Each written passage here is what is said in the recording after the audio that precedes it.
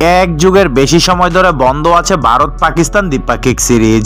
দুই দেশের মধ্যে যেটুকু ক্রিকেট অবশিষ্ট আছে সেটি আইসিসি কিংবা এসিসি টুর্নামেন্ট। দর্শক আগ্রহের কথা বিবেচনায় রেখে বৈশ্বিক আসরগুলোতে একই গ্রুপে সাধারণত ফেলা হয় দুই চিরপ্রতিদ্বন্দ্বী দলকে। হাই ভোল্টেজ মহরণের তকমা পায় বাবর রোহিতদের দ্বৈরথ। বেশ কিছুদিন ধরেই দুই দেশের দ্বিপাক্ষিক সিরিজ শুরুর একটা চাপা আলোচনা চলছিল। পাকিস্তানের দিক থেকে আগ্রহ থাকলেও অবশ্য ভারত সরকারের তেমন আগ্রহ দেখা যায়নি। তবে ভারত শাসিত কাশ্মীরের পেহেলগামে সন্ত্রাসী হামলার পর এখন দ্বিপাক্ষিক সিরিজ শুরুর আলোচনার কফিনেও শেষ প্যারেকটি ঢুকে গেছে। এছাড়া বৈশ্বিক আসরেও দুই দলের মুখোমুখি লড়াই নিয়ে অনিশ্চয়তা তৈরি হয়েছে।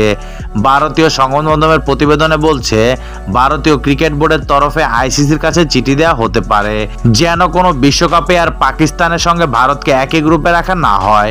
শুধু আইসিসি নয়, এশিয়ান ক্রিকেট কাউন্সিলকেও চিঠি দিতে পারে বোর্ড। এশিয়া কাপেও ভারত এবং পাকিস্তানকে একই গ্রুপে যাতে রাখা না হয় সেই বিষয়ে আবেদন করতে পারে তারা। পেহেলগামে কাণ্ডের পর থেকেই ভারত পাকিস্তান সম্পর্ক আরো জটিল হয়েছে, তার প্রভাব পড়তে চলছে ক্রিকেটেও।